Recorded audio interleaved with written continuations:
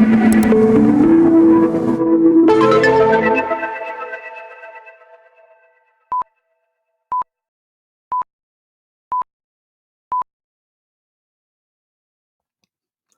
Tezos Nation. Welcome to a special, not so live edition of TezTalks Live. I'm Stu from the Tezos Commons. Joining me today is Ben Lim, Head of Growth at Crossroads Myth. Crossroads Myth, for those who might not know, is the immersive Tezos NFT powered strategy game currently being built out right here in the Tezos ecosystem. On today's stream, we'll be giving away some very cool Crossroads Myth Tezos NFTs to 3 of our lucky viewers. Each winner will collect one Crossroads Myth Elemental Crystal NFT, either a Sky Crystal, a Terra Crystal, or an Aqua Crystal. If you'd like one of those lucky viewers to be you, keep an ear out for a keyword later on during the stream. Then comment with the keyword below this video where it's posted by the @Tezos Commons account on X. Hi, Ben. How are things in Singapore? Hey Stu, it's great here. We had a pretty hot and sunny afternoon, but Nice. it's early morning now. But yeah, good. Things are good. Lovely. Well, thanks for joining us. To get the Thank ball you. rolling, can you tell us a little bit about your background and your personal journey into the exciting world of blockchain-based gaming? Sure, gladly. So first off, I love gaming. I've been gaming since the mid 90s when I was maybe 5, 6, 7 years old, and through the years, even till now, games like RTS, RPG, FPSs, and in the past decade, mobile games as well. And then so that's gaming. On the blockchain side, relatively new. However, if there's my interest came about because of things. I like the idea of how ownership and the way a project, in this case a game, can be developed, and the involvement right from the onset, even before the game is launched, the involvement of the community, Mm, of various ecosystem players and stakeholders. So I appreciate the collaborative approach, and I think putting it both together and having a game that's where people has the freedom to transact by themselves, whether with us, with the server, with a platform, with a chain, or with others. I think it gives them lots of options, and even beyond having just one game, hopefully we can progress to more games and projects beyond just Crossroads Myth. Yeah, but that's just a longer term view of and plans of what we have. makes Yeah, sense. and yeah. Mhm. So I introed Crossroads Myth a little bit off the top there, but can you explain the concept behind Crossroads Myth in a little bit more detail for those who might not know much about it just yet? Sure, sure, gladly. So I will be. We have thought long and hard about this. Just for background, Crossroads Myth has been in development for about just over a year. So, in the lead up to it, and even during it for the past year, we have been very deliberate in planning the principles and game fundamentals. And a lot of it is very concisely presented in our light paper. So, whatever I'm going to say, if anyone loses track of it, you can refer to the relevant page on the light paper, the principles and game fundamentals. First off, we want it to be accessible. We want people, whether they can access it for free or for a very low amount of money required. We want it to be easily reached by anyone. And the amounts, for example, a typical what the industry is calling now a premium game, like those AAA games like Diablo, Call of Duty, it's a one-time payment generally, right, to get the first base game. So it's about 60 to 80 US dollars. We would like for people to have a start in the game for definitely no more than that.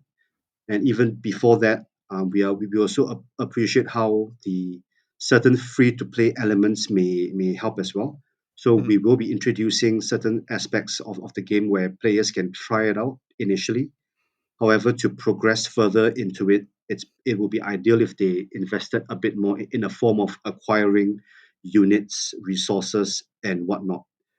And another principle is we want it to be fair and meritocratic, meaning in most games, even in Web2 games, mobile and whatnot, the whales tend to dominate. However, whales or fa- farmers, So we are implementing mechanics, be it gatekeeping, timekeeping, achievements keeping, in terms of how much a player can accumulate power and resources. So it's quite deliberate, and we want everyone to feel like they're on a similar page and similar ground. However, definitely for those that are willing to invest more, whether by time, effort, or planning, they can definitely experience more of the game and more advanced and difficult portions of it. Yeah, which is hope that probably helps. the case with any game, right?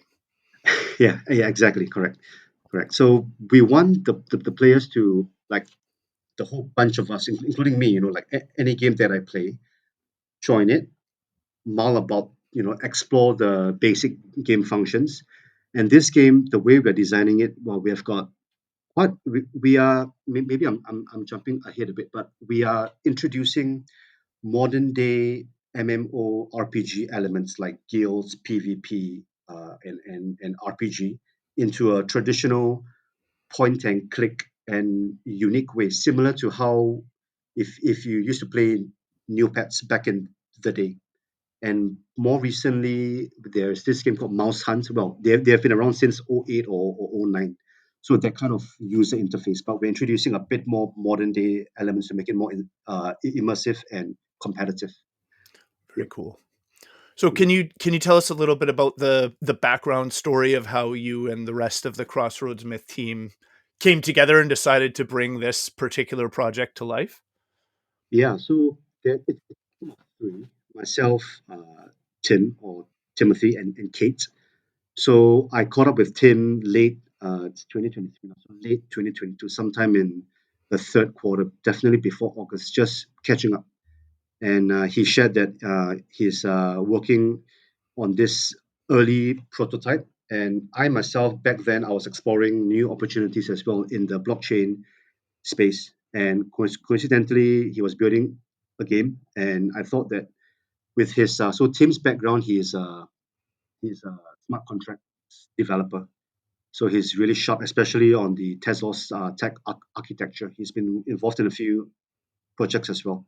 And my background, I came from the traditional finance background, but I've always been involved in consumer focus and facing businesses. So we thought that there is an overlap of interests and skills. So we started more serious development of the game. Kate joined in a similar time as well. Tim linked up with her online, and since from the first moment he saw her art, he was like, Ben, you got to check out her art. It looks great. And when we both saw it, we really appreciated and liked what she did. And yeah, and so Tim got her involved as well. So now it's a team of three. Yeah. Very cool. Um, what can you tell us about the world of Mythenia and what players can expect to be able to do and see within it? Yes, great question. So I mean, everything that we do, that a person creates content or stories, it there is some backdrop and inspiration. So I personally enjoy both fantasy and science fiction, and we thought that the fantasy setting it's a good s- starting point. There is more relatable elements, at least for us, because we're relatively new in the game dev sense, less on the consumer facing products and smart contracts in development. So we wanted a genre that's more relatable to us. People are literally, or the creatures in Crossroads Myth, they are living in this world called Mythenia, perhaps not too different from Earth. So we wanted the world to definitely be something that's growing. We have got, if you look on our light paper or on our social media, we have planned out the world map. And this is a slight tease. What you see on the world map is but maybe about at least a third of what we have planned. We have got an even bigger world map. What you're seeing on that part is actually a subcontinent, a standalone excuse me, a standalone area of the entire world map, which we want to gradually introduce players to. And there'll be mythical creatures, and I love lore. I'm reading. I enjoy reading both fantasy and science fiction books. I'm injecting and I'm introducing and injecting my own thoughts about how maybe a dwarven city can be constructed. which you can see in the light paper as well. We have got a few maps of the main capital um, towns and cities, names, weapons, and even the plot of how the story plays out. So Mythenia is definitely something. What we see now is definitely some is part of a way bigger picture that we have planned. Players will be definitely exploring many places. There will be lots of plots to uncover, NPCs and units to meet and learn more. And interestingly, by doing so, players can progress both in terms of skills, interests, and knowledge of the game. So by that, we hope players will feel even more immersive as they Mm. play the game and not just clicking through sites and pictures and whatnot. Okay. And how would you describe the Crossroads Myth gameplay experience? Like, what other games our viewers might have played does it draw inspiration from? Great, great question. So we are pretty open on our socials, like units and monsters. For example, in the background here, right hand here, this is a companion. This is a unicorn. This is a unit. So they will all be attainable, collectible in the game, and this is a monster. This is an elemental. So in they are at the high level. We want to move around the world. This is pretty specific on how we envision the UI will be, which we haven't shared yet. Players will click on different locations. So they will open the world map, they will click on a city, and the city map will open. There will be different buildings and perhaps characters in the future. They will click on each, and there will be places, things that they can interact with. They can trade, they can talk more, they can discover more lore game, which actually is something that we will encourage people to, because a side note is that we want people to discover snippets of the lore which they can actually practically apply it in other parts of the game as they explore it. So yeah, so just you can keep that in mind. So that relates to the exploration part that we're Mm. trying to encourage people to do. So people will, so it's a in that aspect, it's more point and click like new pets. However, when they embark on a quest, so a quest is done by a player by forming a squad of up to 5 units. A unit is like this gentleman over here. His name is Rawfax. So we are generating tons of units. They are all NFTs, by the way, and you send these squads on quests. So when you start a quest, this is when things get a bit more immersive. Your squad is represented by a player marker, and you can control it with your WASD keys, and you can click as well. And there will be interactable. You can interact with objects, be it monsters, treasure chests, and perhaps even traps to disarm during that quest. And that's where the gameplay style becomes a bit more like games that we are familiar with, perhaps like Pixels Online, even Pokemon as well, the old school Game Boy game. Mm. But we are introducing online elements. You will bump into monsters. You may even bump into other players, but that's something that we have planned a bit further down, because the implementation of that's a bit more tricky. So just to recap, we move from a high level point and click navigation, and there will be side windows as well for you to access your guilds, to see your current units, to equip your units with equipment, down to the quest areas where you control your squad with represented by one player marker, and you can interact with different objects throughout the quest map. And all of those elements that you're describing, those would all exist as NFTs within the game? Those that you can pick up and equip. So from units to companions to even monsters. Well, you can't collect monsters, but they are represented as a unit in the game. And for each unit, just to share, like for Ralphax here, they have 5 different levels as well. So every unit has a leveling system, and we teased this a bit in a tweet post earlier this year, where every time they level up, their units, the look of the units will actually change. So that's pretty interesting as well. Cool. And every unit can be equipped with 3 types of equipment. weapon, armor, and accessory, and all this will be NFTs. So there are lots of items that people can collect, trade, and even switch out at times. Very cool. So how is Crossroads Myth different from other blockchain-based games that we've seen rolled out in the space over the past like year or two? Sure. I think first off, at our current, well, both me, Tim, and Kit, at our current stage in life, and I'm sure most gamers out there, and if not people of all ages, we face an attention deficit issue. So a typical gameplay session, right? I mean, internally, we do not expect a typical average player to play anything more than 30 to 40 minutes, right? So when players, sorry, could you repeat your question again? I asked how the experience of playing Crossroads Myth is going to be different from Yep, got it. other Okay, thanks. blockchain-based games that Sorry we've about seen that. rolled out. So we want players to, firstly, within that 30, 40 minutes, maybe up to an hour tops, to experience a few game loops that we want them to go through. I can cover that shortly later on. But the experience wise, it's they can adopt different play styles where they can be very intense and immersive. They can go on quests. So if they prefer the RPG exploration element, they can do more quests where they control that squad and they fight Mm, monsters and they try to level up their units and characters. If they're a bit more strategic, we're giving them the option, excuse me, of being a bit more high level where mm, they can manage guild matters. They can uh, engage more in upgrades and exploring more of the world lore. And also in terms of accessibility of the game, we want to be very accessible where you don't necessarily have to plonk down like $100 upfront. You can gradually scale up your involvement in the game. We have plans to release uh,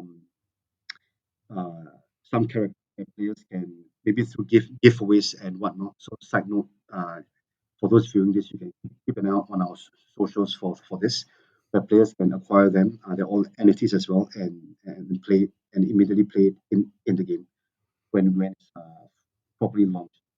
One thing that we also finally to just to conclude, we want to be different is the so there are three aspects. There's law in terms of Web3 games. There's law, there's gameplay, and there's tokenomics.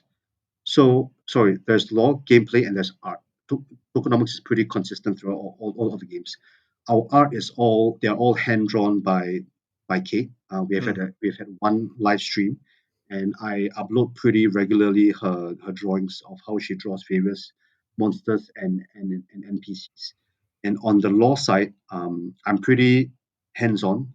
Sometimes in our internal discussions, I may even overthink, like certain dialogue. If we say it this way, what could that mean to a certain player with a different play style? And last but not least, I think the gameplay aspect from point and click down to WASD movements will give players a good range of styles that they can adopt and gameplay looks that they can engage to keep them coming back for more. Awesome. And as I mentioned at the beginning, like we'll be giving away a few Crossroads Myth NFTs today. For people who might be curious, what exactly are elemental crystals, and what will our winners be able to do with them? Sure. So they are NFTs. They are GIFs. So unlike most NFTs, they actually move. They are like if it's an aqua crystal or water crystal, you can see waves of water lapping off the edge of the crystal. They are we are using that to firstly introduce new people and attract them into the community. And there are five levels. There are five different crystals: the aqua, the terra, sky, magma, and vortex. So as you can imagine, to attain the next one, there will be increasingly more challenging tasks. But all of the tasks relate to involving, to growing and building up the community. So we wouldn't want people to blindly just engage in airdrop farming or whatnot. Everything they do is directing and guiding them and hopefully their friends to join the community. I see.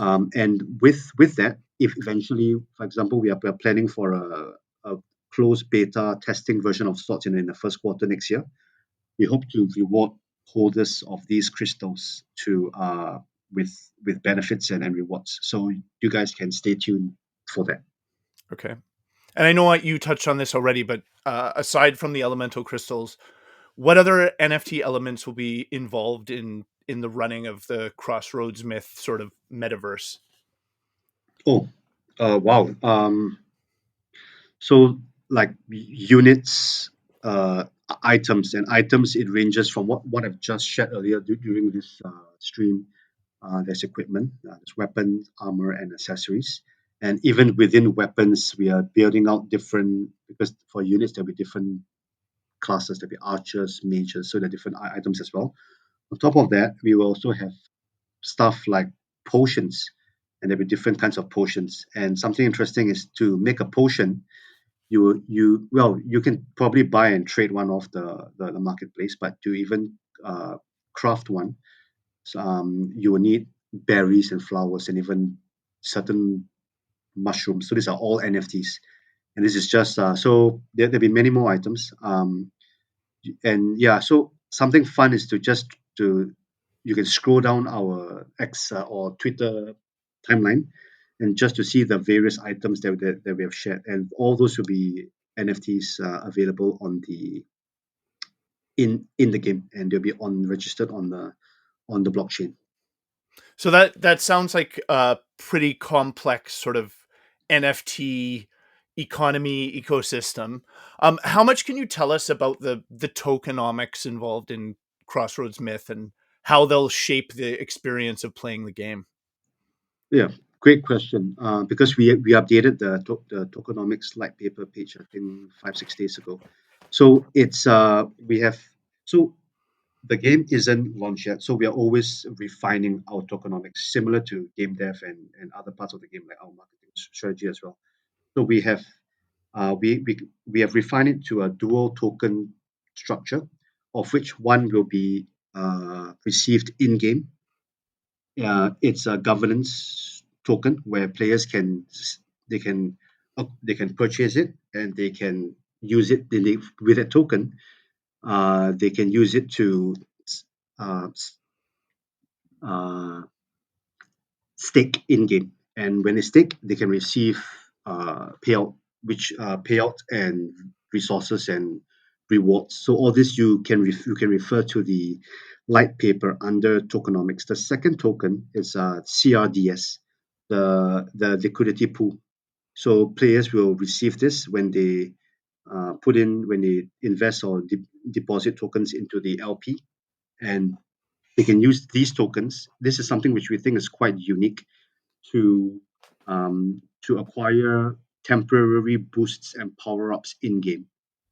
So it's related to the game, but nothing that permanently affects the game. Yeah. So it's a dual token structure. In Okay, game, we have various resources as well, like gold, but these will be all traded within the game itself. Yeah. I see. So it sounds like your team is still currently hard at work getting Crossroads Myth ready to be unleashed into the wild. What stage is the game at currently in its development? Yeah. So the $1 million question. um, we are working hard and gunning for a close testing beta. So in the first quarter. So we hope to involve not an official figure, but at least perhaps a few hundred people that qualify for it.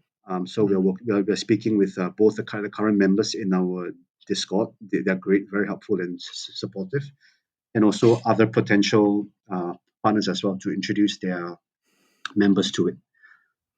Beyond that, so the duration will probably last during the first quarter. We'll take the feedback, we'll iterate, and beyond that, we'll have to come back to you on the whether from the closed beta, do we need to do another closed beta, but maybe a bit more expanded, or maybe we can move to an open beta. Yeah, so definitely the first quarter we'll see more updates about that from us then. Well, definitely from people I've spoken to about this kind of stuff before, these betas generally generate a lot of questions and involve a lot of making a lot of changes. So Yes, we are looking forward to that, and hopefully, yeah, we will be, yeah, we'll make sure we'll be ready. We have got like questions to follow up with already in terms of asking people what they're looking out for. well, in terms of the initial closed beta that you're talking about in first quarter of 2024, which is right around the corner, what will participation in that look like for those who choose to get involved? Nothing. Okay, so this isn't. It's not official yet, but we foresee. Firstly, the elemental crystals. Those holding on to it, they will be rewarded in some form of another.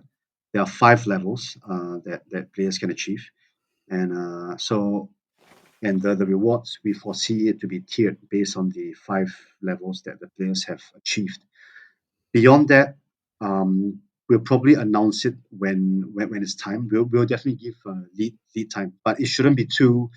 We definitely want to keep it s- simple. I mean, developing a game and getting feedback and managing a community is as complex as it is already. Mm. So as long as people are following us on our socials, on Twitter, hopefully in Discord as well. And just a side note, we also have Instagram and TikTok accounts as well. But admittedly, our Twitter and Discord they are more active. I think people will be good to go in terms of getting up updates on how to participate. So if anybody's watching right now and they would like to participate in the closed beta, their best bet is to follow you on Discord and get involved in Sure. that way. Yes. Follow our Twitter at Crossroads Myth. Join on Discord, say hi, and get started on the elemental collecting your elemental crystals. Okay. Um, Great stuff so far. I'm excited to learn more. But before we get into the nitty gritty, are you ready for the world famous Tez Talks lightning round? Wow. Sure. Yeah. Let's do it. Fabulous. Just before we do that, I'd like to announce today's keyword for the Crossroads Myth Elemental Crystal NFTs we're giving away today. Today's keyword is exclamation point crossroads. Enter the keyword exclamation point crossroads below this video on X, and Nightbot will randomly select today's winners, who will announce in the comments below this video as well. Okay, now, Ben, it is a lightning round time. Remember, there are no wrong answers. This is just for fun, so our viewers can get to know you a little bit better. Are you ready? I am. Cats or dogs? I would say dogs. No, yeah. Pizza or sushi? Both are great. Uh, both are great. S- Pizza. Okay. Movies or video games? I think we know the answer to that already, Oh but yes, go yeah. ahead. Is this real life or are we in a simulation? I think it's real life. Yeah, True or base reality. false? Money buys happiness. Not entirely true, so I'll say false. Okay. Name one thing you absolutely want to do before you die. Um, I'm quite a. I like well, I I don't like climate change, so I'm quite a. I try to recycle and be as conservative in terms of environmentally where I can. So I hope to start something which can help in terms of greening the earth. I like being in nature, hiking, walking around in parks. So an initiative that is sustainable that I can be part of meaningfully. That's a great answer. The Thanks. last place you traveled was? Interestingly, I just came back from Barcelona like earlier this morning. Lovely Uh, city. yeah, I was there with loved ones, so friends and loved ones. So it was great. Yeah, Awesome. In 5 words or less, how would your best friend describe you? curious, optimistic, and at times amusing. Okay. Okay, yeah, three That's adjectives. good. That's good. Three is good. Yeah. And finally, what is your favorite thing to do on a rainy day? Lately, I've been trying to catch up with my reading. I'm reading the Elon Musk book by Walter Isaacson, if I got his name Okay. right. So I'm trying to finish the book halfway through. Very cool. Excellent answers. This concludes the TezTalks lightning round. Let's get back All into it. right. Now that we've talked about the ongoing development and rollout of Crossroads Myth itself, I'd like to talk a little bit about your team's decision to build it here in the Tezos ecosystem. At what point in the journey did your team decide that Tezos was the right blockchain ecosystem for this project? Sure. I think right at the start, we were pretty clear that we'll be building on Tezos. I mean, Tim is, I would say, he's an OG. He received the Tez Dev Award, which I understand the November one was given out a few days ago. He received an award earlier this year, April or May, and so Cool. he knows his stuff on the smart contract side and how the entire tech stack works. Secondly, I mean, I've been actively using Tezos as well, the blockchain, be it on various transactions. It's fast, and of course, gas fees are very affordable. That's something that's very different from certain other chains. And last but not least, the environmental aspect. As I mentioned earlier, I'm quite big Mhm. into the environmental aspect, and anything that can reduce my carbon footprint meaningfully and reasonably is something which I would like to support. Very cool. And I understand Crossroads Myth has received some grant funding from TZ APAC. Can you tell us about how your team came into contact with TZ APAC and how that relationship developed? Sure. Well, it was so well. Coincidentally, the most of the TZ APAC team is based in Singapore as well. So we were in touch. Well, we were following their account, and I think I have to confirm. We reached out. I believe we reached out sometime earlier this year, and we met in person uh, at least once. If well after reaching out, and then I got to know more, if not the rest of the TZ APAC team during the Token 2049 week. Great people, very knowledgeable and helpful and active in the space. And then right now we are in touch.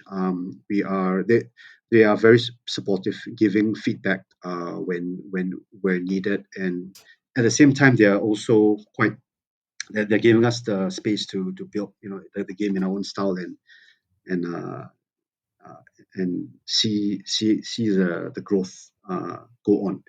We received a modest amount, yeah, and we hope that we can progress with this arrangement. So, have there been other kinds of support that the TZ APAC team have provided, or has it strictly Oh, been a financial arrangement? their feedback has been very helpful. They have been, I mean, from marketing, they've been retweeting our some of our posts. I'm also glad to connect them with certain other Tezos communities, which like we had an interesting one, the Halloween one. So there was a retweet, and I think that helped the engagement. And they also give feedback. We have a Telegram chat group. We chat once in a while, and yeah. So it's quite a good mix of support. In terms of how we are run, though, we are still pretty bootstrapped. Hmm, So we are still trying out things on our end, and yeah, and seeing how the game will develop to a bigger stage. okay. And aside from TZ APAC, like what has it been like interacting with the Tezos community during the time you've been building Crossroads Myth here in the ecosystem? They are fantastic. I mean, I haven't met any of them in person, but online, be it Twitter, Discord, we had one live stream before where Kate drew her art. They are so supportive, and it's really like a family.